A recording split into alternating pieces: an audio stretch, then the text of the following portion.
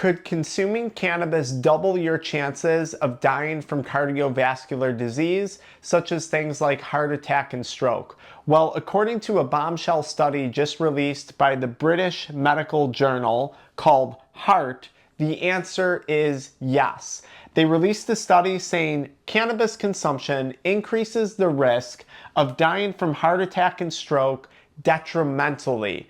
And this study was recently released, and it's being covered all over the news right now by CNN, the New York Post, Stanford Medicine. But what we're going to do today is we're going to take a deep dive into what exactly this study looked at, the results of the study, and the limitations of the study.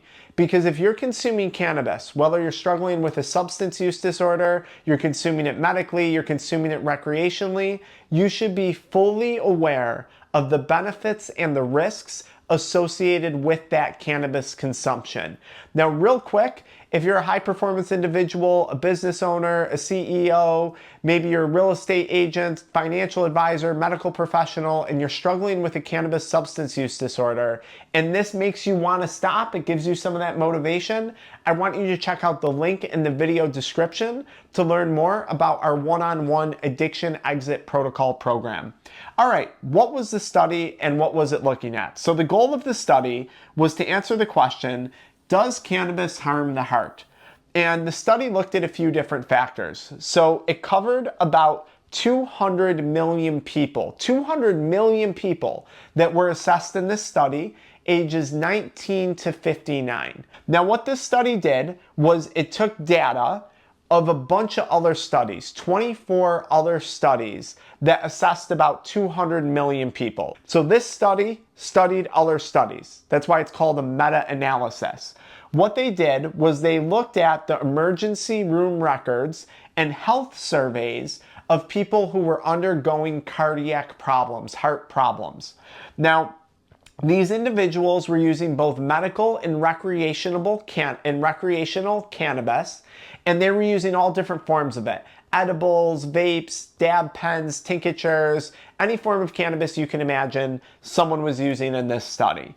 And they studied across the United States, Europe, and Australia. So those were the geological demographics that were covered. Now, what did this study find? What were the results of this study? Well, they were kind of terrifying. They found that people who consumed cannabis regularly were at a 29% increased risk of heart attack. They found that people who consumed it regularly were at a 20% increased risk of stroke. Now, these are two horrible conditions that I hope you never have to experience. Overall, they found a 2x, a double risk of dying from some form of cardiac disease or cardiac event in those individuals across those 200 million people that were consuming cannabis. So this is like a major finding that came out. What they're calling for after this study is for similar warnings on cannabis products that you would find on cigarettes and tobacco-containing products when it comes to the risks that consuming cannabis could pose to heart health. Now you might be thinking, well, no, Dr. Frank, that's not true. What if I just consume edibles? What if I don't smoke it or vape it? Doesn't that make it any better? Well, let's talk about that a little bit. So we gotta ask the question, what is the mechanism of action? How is it that cannabis is causing all of these cardiovascular problems? And what the study identified likely is the culprit is increased heart rate and increased blood pressure. And I want to make a quick note on increased heart rate. If you've consumed cannabis and you notice that when you first consume it, your heart rate jumps up, that can also trigger anxiety, that can trigger paranoia. I've had a number of clients that I've worked with over the years where we've had to coordinate with their medical physician because when they've come off of cannabis, they've had that rapid heart rate and that irregular heartbeat, and where we've had to bridge them over into quitting with some heart medication because that becomes so dysregulated from cannabis consumption.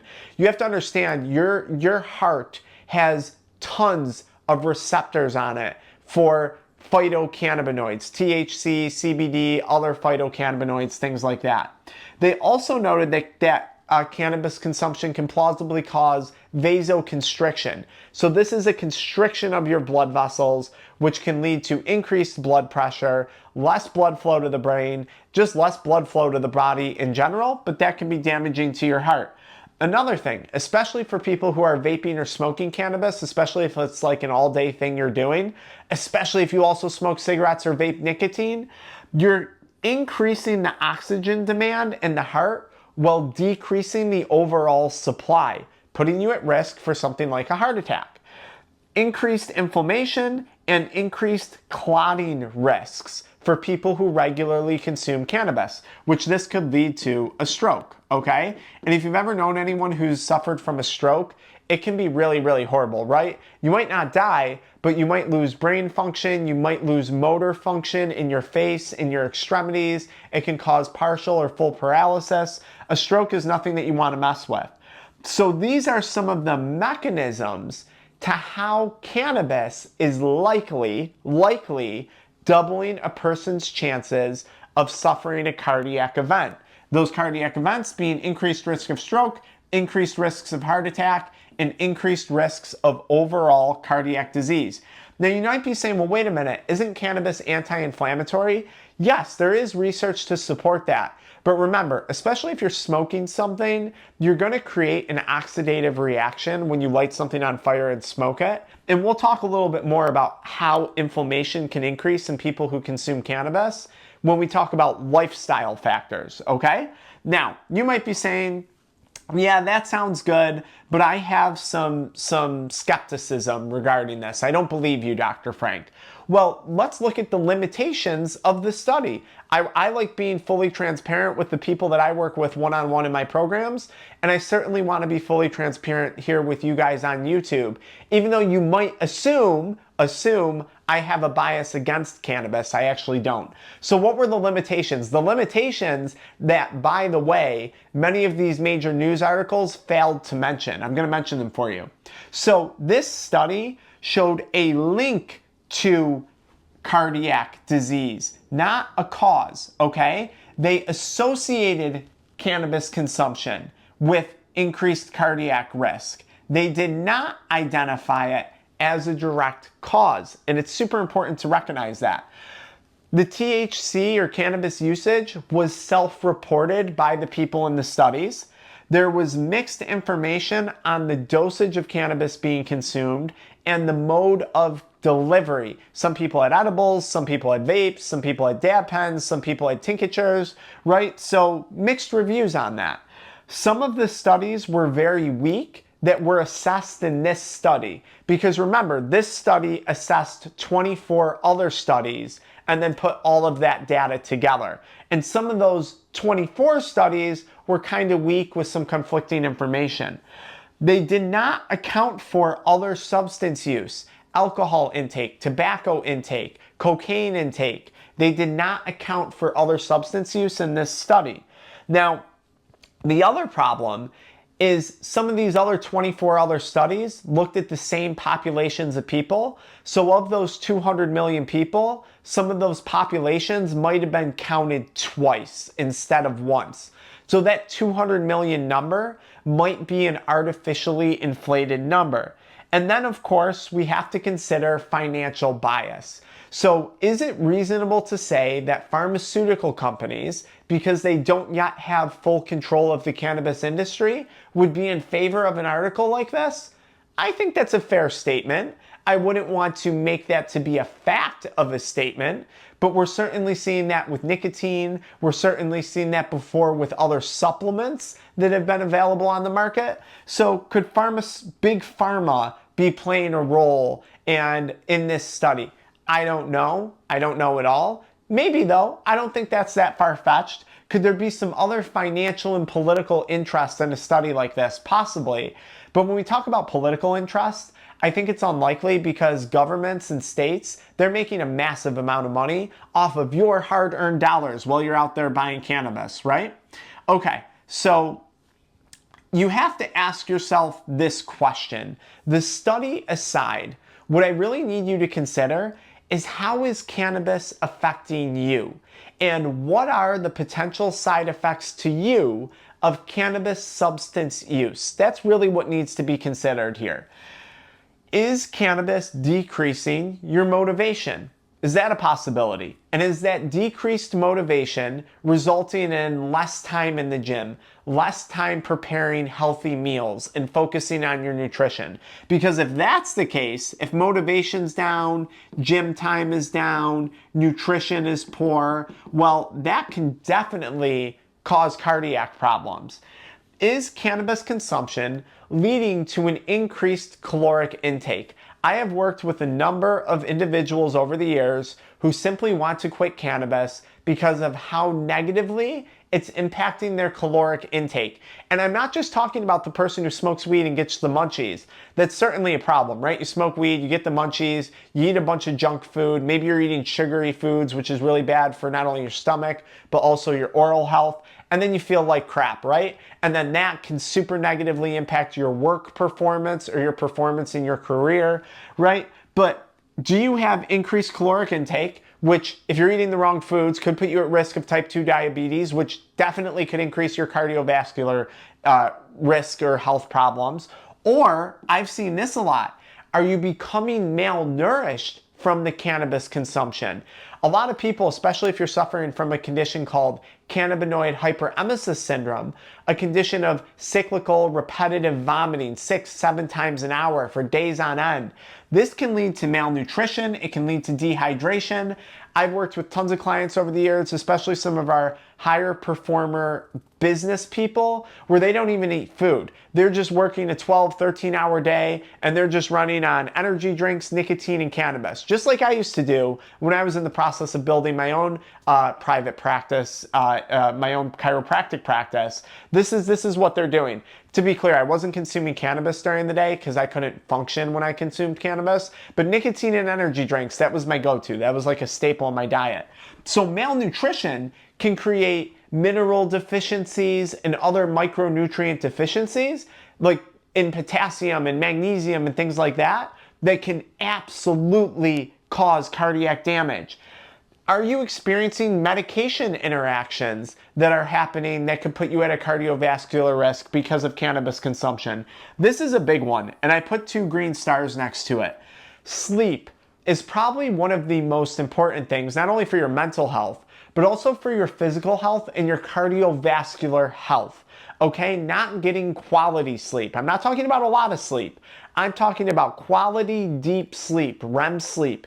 If you're not getting that, which mind you, people don't dream when they smoke cannabis. Why? Because cannabis destroys REM sleep. Not only can that cause a whole host of mental health problems, but that significantly is going to increase your risk of cardiovascular disease because you're not getting that deep sleep. So I think everyone who consumes cannabis on a regular basis, especially if you have a substance use disorder with it, an addiction to it, is suffering from that. Is cannabis decreasing your overall stress tolerance? I know for me, when I was struggling with cannabis substance use, a lot of my stress tolerance was being put into managing my addiction and the side effects of addiction. And I had a decreased stress tolerance for my business stress. I had a decreased stress tolerance for my family stress. So overall, I was experiencing significant stress throughout the day, and that can put your heart at serious risk. Are you partaking in other risky behaviors? A majority of clients that I've worked with in our one-on-one addiction exit protocol over the years, just like me, aren't only struggling with cannabis, they're struggling with cannabis, they're struggling with pornography addiction, they're struggling with nicotine or tobacco addiction, they might be struggling with alcohol or binge drinking disorders. If you're consuming cannabis and you're drinking alcohol and you're vaping nicotine, like many clients that I work with do, you are dramatically increasing your chances of a cardiovascular event being the cause of your death, especially if you're over the age of 30, over the age of 40, over the age of 50, when that muscle is naturally just starting to get a little bit weaker over time, right? Your heart's done a lot of beats, a lot of pumps over the years. I have a client that we're working with right now, who owns a very high-end marketing agency, right? Super successful individual, and they're young. And they're currently suffering from a lot of cardiovascular issues related to their substance use. and we got them connected with a cardiologist because they're having trouble going up and down the stairs in some cases, but I want them to see their heart beating on an echocardiogram, because that brings this thing that you can't see, that you can't feel, to life.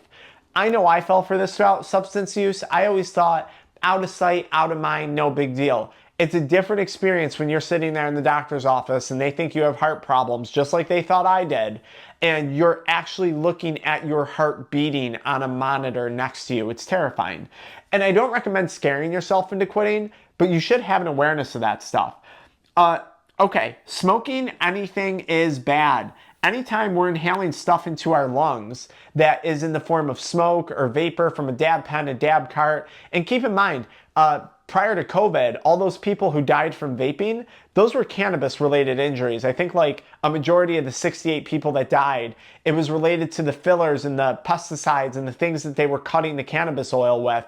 They were using vitamin E acetate at that time, and that caused death. It caused pulmonary failure, lung failure in people. So smoking anything is not good for us, period, okay? Now, another thing that a lot of people don't think about though is cannabis's potential negative impact on self-care. I would work a 12, 13-hour day, see 30 patients in a day, and I couldn't wait to get home and smoke weed. I'd come home, I'd eat junk food, and then I would smoke a bunch of weed and I would pass out. And I wasn't taking care of myself. I wasn't focused on nutrition. I wasn't focused on fitness.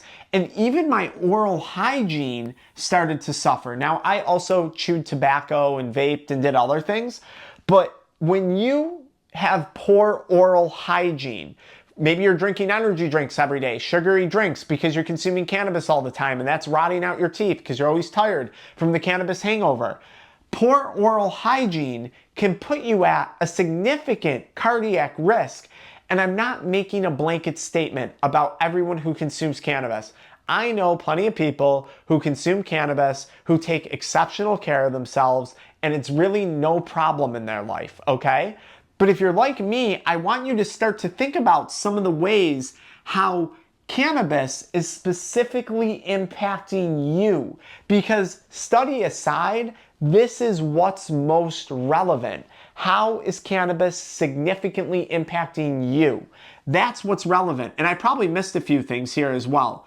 Now, here's the deal. If you're struggling to quit, if you know that your health is declining, chances are other aspects of your life are declining too. Because when we don't have good physical health, chances are we don't have good mental health. When we don't have good mental health, chances are we're starting to isolate more. If we're isolating and we don't have good physical health or mental health, there's a chance that that could be impacting our financial situation or our career development. And I made a video that connects all these dots, and I'm gonna put it right up here for you to follow into. Now, if you are a high-performance business owner, you're a CPA, a real estate person, a medical professional, an attorney, a judge, a celebrity, and you need help quitting, check out our completely private one-on-one addiction exit protocol. I have helped hundreds, if not thousands of people overcome cannabis substance use, and I would be happy to help you next. I put the link for that in the video description. We'll talk again soon.